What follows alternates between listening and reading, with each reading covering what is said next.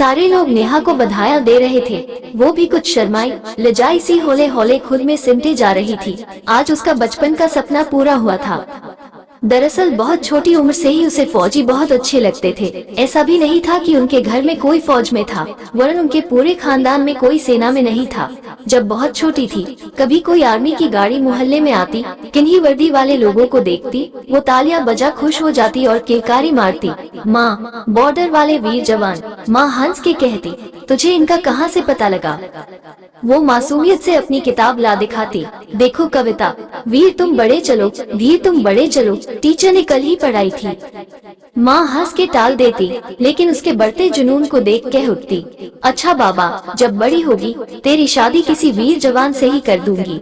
माँ के मुंह से ये सुनकर वो शर्मा जाती और वहाँ से भाग जाती।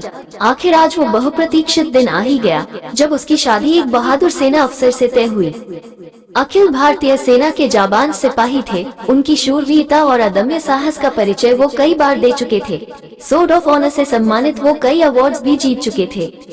जब उनका रिश्ता नेहा के लिए आया, घर में सब चौंक गए। वो कुछ विचार विमर्श बाद में कर पाते। नेहा को उनके फोटो से ही फर्स्ट साइट लव हो गया था।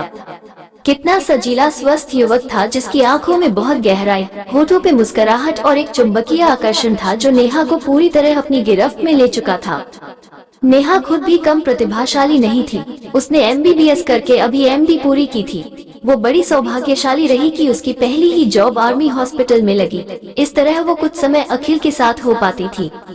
जब भी वो उसके साथ होती, दोनों भविष्य की सुंदर कल्पना बुनते, जबकि अखिल उसे कई बार परख चुका था, तरह तरह से डरा कर कि एक फौजी की वाइफ होना बड़ा कठिन काम है।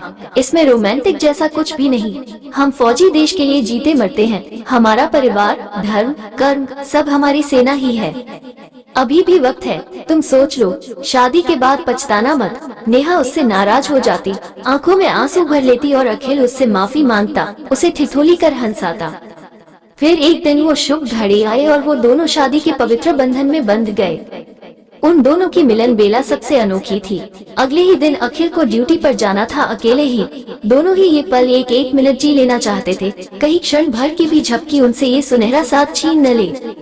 नेहा अखिल के सीने पर सिर रखे उसके बालों से खेलती हुई गुमसुम छत निहार रही थी। उधर अखिल का भी यही हाल था। दोनों कुछ भी बोलने से बच रहे थे, कहीं रुलाई न फूट पड़े। एक दूसरे को अपनी मजबूती दिखाने के चक्कर में खामोशी से एक दूजे में समाये उनके परस्पर स्पर्श की आंच में दोनों ही सुलग उठे और कुछ देर बाद निश्चिंत मासूम बच्चों की तरह सो गए। अगला दिन बहुत उदास था। अखिल अन्ना साहो घर से, माँ से और नेहा से आंख चुराता हुआ चला गया। उसकी माँ तो अब अभ्यस्त हो चली थी। पहले पति सेना में अफसर थे जो देश की रक्षा करते वीरगति को प्राप्त हुए थे। उसके बाद उन्होंने अकेले ही नन्हे अखिल को पाला पोसा और सेना में ही भेजा। नेहा भी धीरे धीरे इस जिंदगी की आदत डाल रही थी। कुछ तो वो काम में व्यस्त रहती, इसके अलावा सोशल वर्क करना भी उसे पसंद था। थोड़े समय में जब उसे पता चला कि अखिल भले ही फिलहाल उसे अकेला छोड़कर दूर थे, पर उनकी प्यारी निशानी वो अपने में समेटे हैं, तो वो खुशी से झूम उठी। जब आएंगे तो इन्हें सरप्राइज दूंगी, नन्हे अखिल का तोहफा देकर वो मन ही मन सोच शर्मा जाती। अखिल को गए 8 माह हो चुके थे। जब भी उनकी छुट्टी अप्रूव होती, कोई संकट आ जाता और छुट्टियां कैंसिल हो जाती। अचानक एक दिन पता चला उन्हें युद्ध के लिए जाना होगा। नेहा का इतने दिन रखा धैर्य आज जवाब दे गया। पहले दिन उसने अखिल को फोन पर अपने आने वाले बच्चे की खबर दी। वो तो बहुत खुश था ये जानकर। उसने नेहा को तसल्ली बंधाई, मैं बहुत जल्दी तुम दोनों के पास होऊंगा, तुम माँ का ध्यान रखना और अपना भी। नेहा को लेबर पेन्स शुरू हो गए थे। माँ उससे कहती, अपना ध्यान रखा करो। डॉक्टर होने का मतलब ये नहीं कि खुद कभी आराम ही न करो।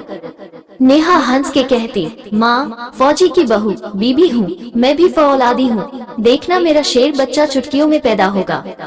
सच ही कहा था उसने। उसका बच्चा नॉर्मल डिलीवरी से हुआ नियत समय पर।